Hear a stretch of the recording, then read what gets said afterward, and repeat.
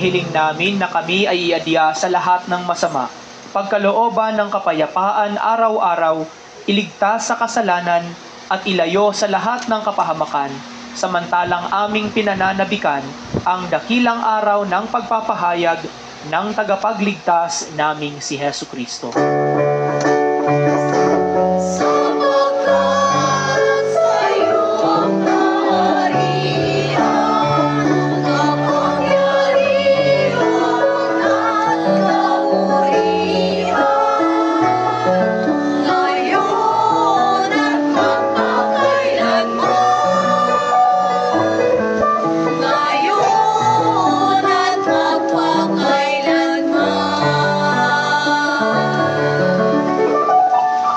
Panginoong Hesu Kristo,